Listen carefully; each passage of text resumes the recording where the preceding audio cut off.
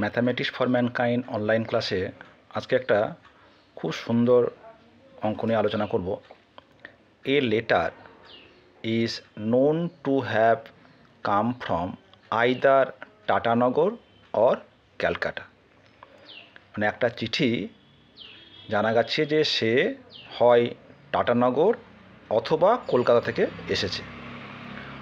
On the envelope just 2 letters TA are visible.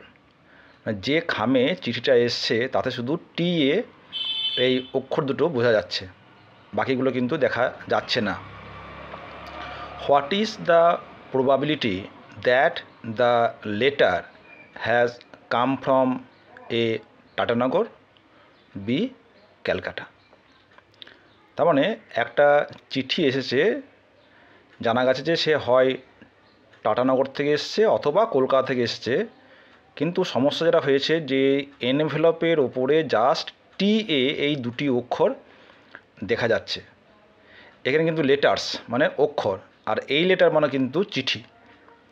ঠিক আছে, তাহলে এই যে TA দুটি মাত্র অক্ষর দেখা যাচ্ছে, তাহলে সেই চিঠিটা টাটানগর থেকে আসার সম্ভাবনা কত এবং কলকাতা থেকে আসার সম্ভাবনা কত? তো বুঝতেই পারছো এটা বেস থিওরেমের অঙ্ক। তো অঙ্কটা করি। তোমরা জানো যে প্রবাবিলিটির অঙ্ক করতে গেলে প্রথমে আমাদের ইভেন্টটা ডিফাইন করে নিতে হয়। তো প্রথমে let the events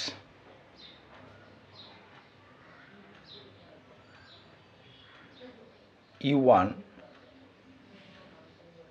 is denote the event the letter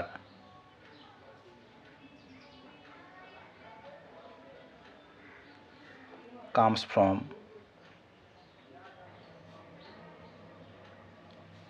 Tatanagar.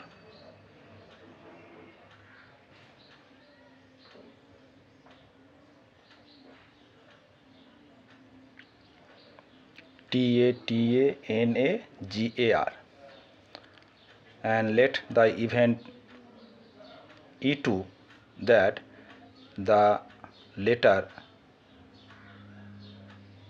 comes from Calcutta.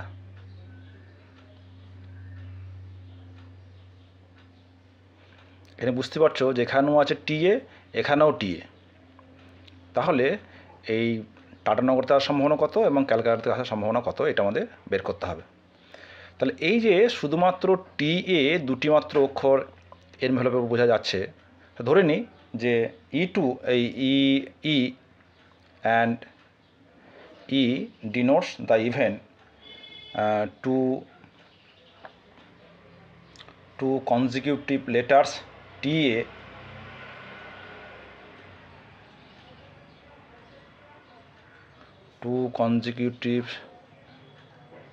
Letters, এটা কিন্তু এই দুটো অক্ষর একই।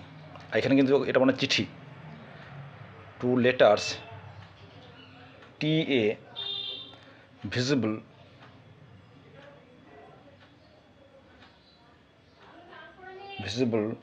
on the envelope.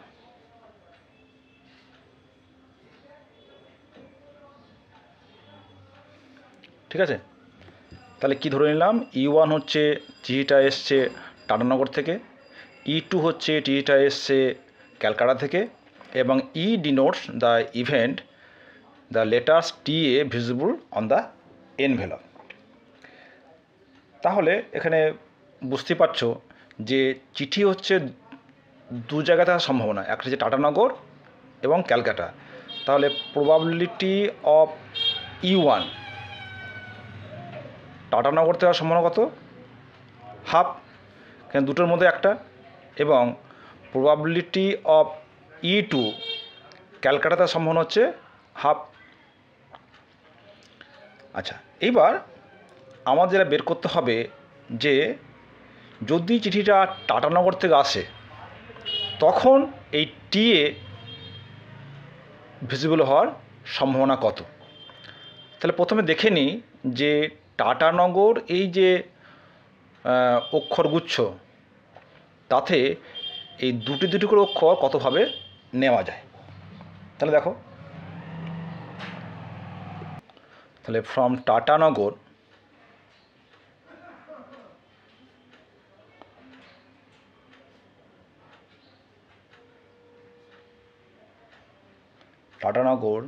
two consecutive letters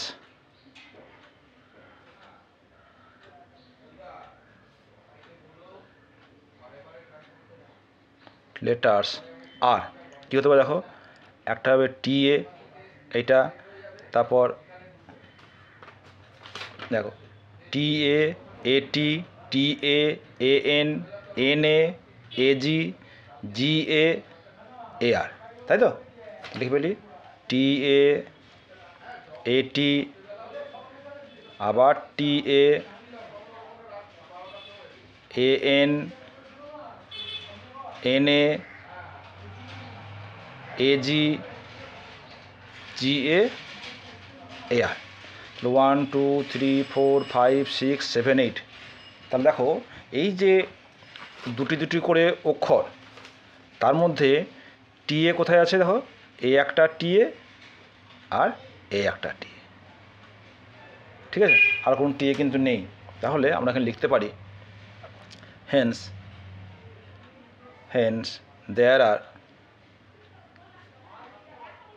there are 8 pairs in which TA occurs twice.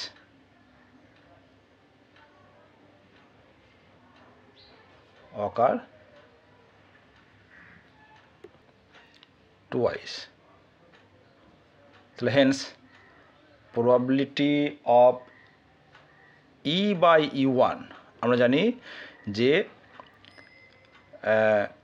TA দেখার সম্ভাবনা যখন টিটা E1 থেকে এসছে, অর্থাৎ টাটানগর থেকে এসছে, ঠিক আছে।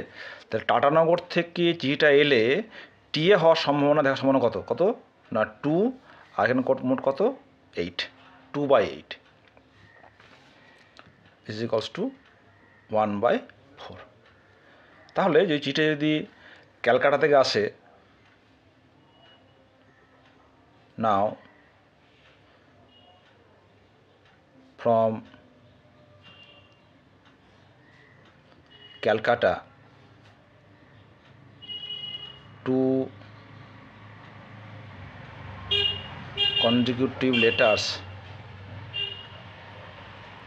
আর দেখো কী হতে পারে, দেখো একটা হচ্ছে CA, AL, CU, এই LC, CU, UT, TT, TA, কত হবে না CA, AL, LC, CU, UT, TT, TA, কটা 1 2 3 4 5 6 7টা। তাহলে এখানে কী হচ্ছে, তাহলে Haynes there are 7 pairs in which TA occur কত once, hence probability of E/E2, তার মানে ক্যালকাটা থেকে চিঠিটা আসলে তখন দুটো অক্ষর টিএ পাওয়ার সম্ভাবনা 1/7। এখন আমাদের কী বের করতে হবে যে চিঠিটা যদি টাটানগর থেকে আসে তার সম্ভাবনা কত। তার মানে আমাদের বের করতে হবে probability of U1/E, তার মানে দুটি মাত্র অক্ষর টিএ দেখা গেছে এই শর্তে চিঠিটা U1 মানে টাটানগর থেকে আসার সম্ভাবনা কত। আমরা জানি from the definition of Bayes theorem তো বলতে পারবো this is equals to probability of U1 into probability of E/U1 by probability of U1 into probability of E/U1 plus probability of E2 into probability of E/E2। মানগুলো বসিয়ে দিই। Probability of E1 half E/E1 1/4 plus probability of E1 half 1/4 probability of E2 1/2 E/E2 1/7। তাহলে দেখো এখানে হাফগুলো কেটে যাচ্ছে। তাহলে 1/4 আর হচ্ছে 1/4 প্লাস 1/7, 1/4 প্লাস 1/7 তখন হচ্ছে 4 7 28, 7 প্লাস 4, তাহলে 1/4 28/11, তাহলে 7/11। এই হচ্ছে যে চিঠিটা টাটানো করার সম্ভাবনা হচ্ছে 7/11। ঠিক আছে, এটাই জব আনসার অফ এ। ঠিক একইভাবে বি, প্রবাবিলিটি অফ E2/E কত হবে? Probability of E2 into probability of E/E2 by probability of E2 into probability of E/E2 plus probability of E1 probability of E/E1।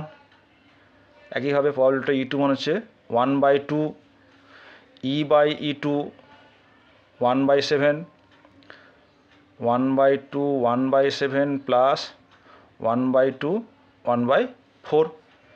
ঠিক একইভাবে হাফগুলো সব কেটে যাচ্ছে।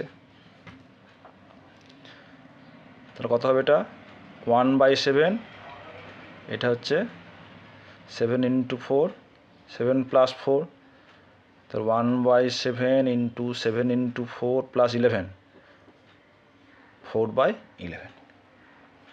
এটা হচ্ছে আনসার বি। এই হচ্ছে অঙ্ক।